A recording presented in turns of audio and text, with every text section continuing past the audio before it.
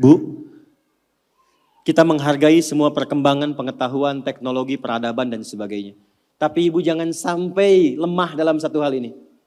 Demi Allah saya katakan, apresiasi tertinggi dari Allah kepada seorang perempuan yang telah berumah tangga, ternyata bukan profesi dunianya.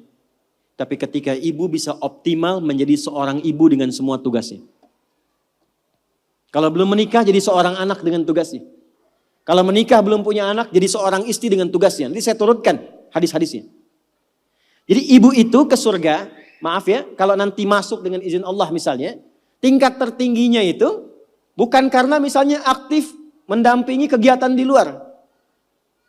Bukan karena aktif punya kegiatan banyak dengan teman-teman, bukan. Yang paling utama itu di rumah, anak bagaimana? Sehingga ketika suami pulang, dia membawa satu hasil dari kegiatannya, dalam lelahnya dia menikmati candanya yang telah menyelesaikannya istrinya. Itu bu, setiap apa yang dikerjakan kalau benar demikian, perhatikan hadisnya di At-Tirmidzi. Idza shallatil mar'atu shalataha wa shamat shamaha wa hafizat farjaha qila laha yaumal qiyamati udkhulil jannata min haitsu syi'ti.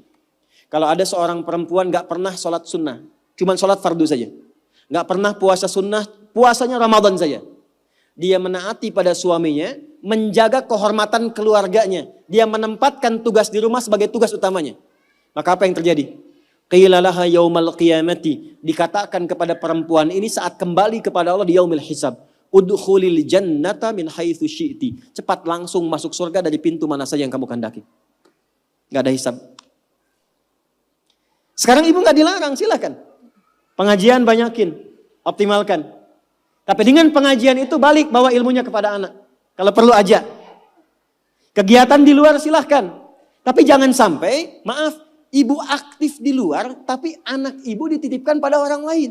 Sehingga dia mendapatkan karakter dari perawatnya, bukan dari ibunya. Jadi wajar kalau dia nggak kenal ibunya. Wajar kalau nggak akrab. Wajar kalau dia mencari jati diri di luar. Karena dia nggak kenal ibunya. Bangga kalau sudah banyak penampilan bisa dirubah. Ibu nggak khawatir kalau anaknya mencari perhatian di luar. Ibu nggak pernah bahkan sempat menyapanya. Cuman ketemu, berangkat, tidur, ketemu lagi. Lalu apa yang mau dicari dari apa yang dikumpulkan itu? Nah, Sayyidah Khadijah itu sebelum Nabi pulang itu sudah khatam. Makanya kita belum pernah dengar kan kisah cerita Fatimah merewelkan Nabi. Pernah nggak? Umi Kulsum merepotkan Nabi? Nggak ada. Dan selalu silent kisahnya. Pulang ke rumah itu selalu kisah di rumah itu tenang. Nggak ada satupun bab problem rumah tangga Nabi dengan anak. Nggak ada. Siapa perannya? Sayyidah Khadijah, karena beliau mengerti optimalnya harus dari beliau. Sehingga ketika suami pulang nggak ada diskusi beban lagi yang bertambah untuknya. Silahkan punya aktivitas di luar rumah. Tapi ibu akan dimuliakan sebagai seorang ibu, anak dan istri ketika pulang kembali ke akhirat lah. Itu satu. Dua, saya agak cepat sekali. Yang pertama prioritas keluarga bu, anak. Untuk ibu ya. Selanjutnya, harta. Mohon maaf sebesar-besarnya.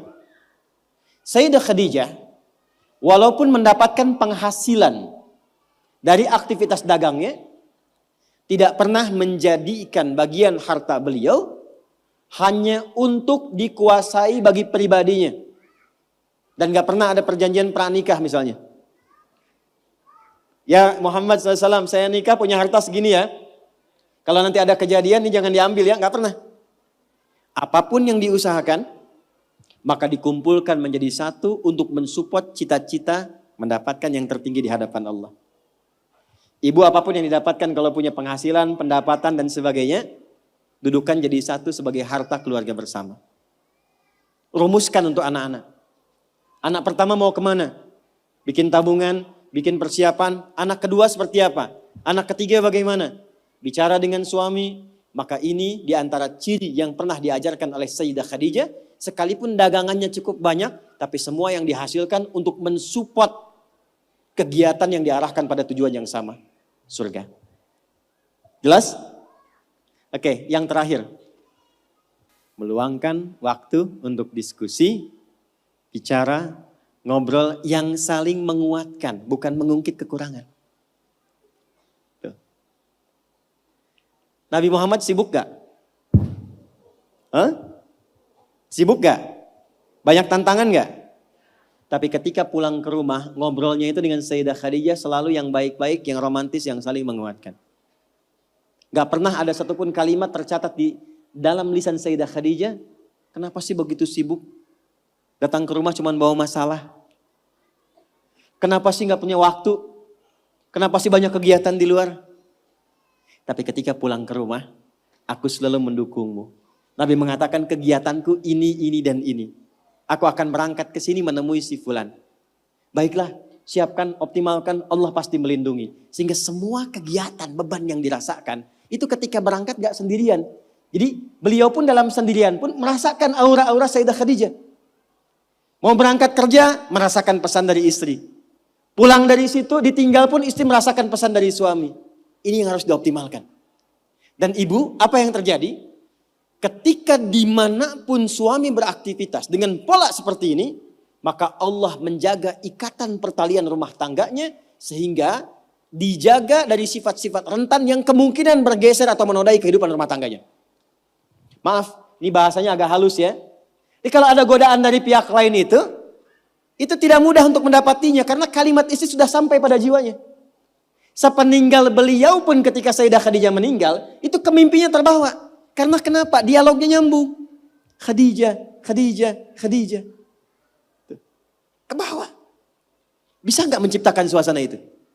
Jadi kalau kita simpulkan satu, tingkatkan hubungan dengan Allah lewat skema sholat dengan baik. Yang kedua, jadi ibu yang paripurna yang memperhatikan keadaan anak, keluarga dengan sempurna. Sekalipun ada aktivitas di luar, pastikan yang di dalam baik dulu. Yang ketiga, pintu dialog yang dibuka untuk saling menguatkan dengan pasangan. Itu terjaga, itu optimal, istiqomah aja Bu 3 itu sampai dengan meninggal. Maka silahkan tunggu panggilan pulang. Ya ayyatuhan nafsul mutmainnah. Irji'i ila rabbiki radiyatan mardiyah. Fadkhuli fi ibadi. Wadkhuli jannati.